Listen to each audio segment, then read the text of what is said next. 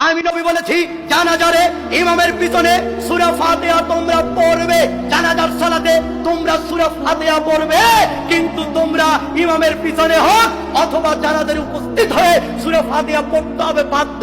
তোমরা যে পড়ছো না, কেন পড়ছো না? কারণ তোমাদের মুহাম্মদ সাল্লাল্লাহু আলাইহি সাল্লামের কথা ভালো লাগে না, তাই তোমরা মাযহাবকে টিকে রাখার জন্য, নিজে বাইতুল মুকাররমে খতিব বইটা টিকে রাখার জন্য, চাকরি টিকে রাখার জন্য তোমরা চুপে সারে তোমরা সূরা ফাতিহা পড়ছো না, তোমরা মাযহাবের অনুসরণ করে হককে ঠেকে রেখে নিজের মতো করে জানাজার পড়াচ্ছ।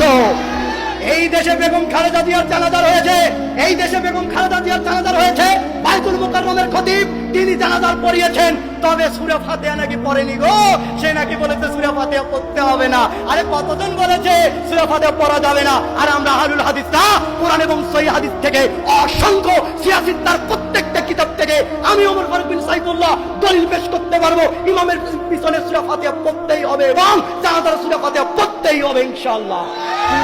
তার মানে যা কিছু চলছে সব ধোঁকাবাজি। আমি নবী বলেছি তোমরা জানাজার সালাতে সূরা ফাতিহা পড়ো, তুমি পড়লে না কেন? তার মানে তুমি আমাকে মানো না, তাই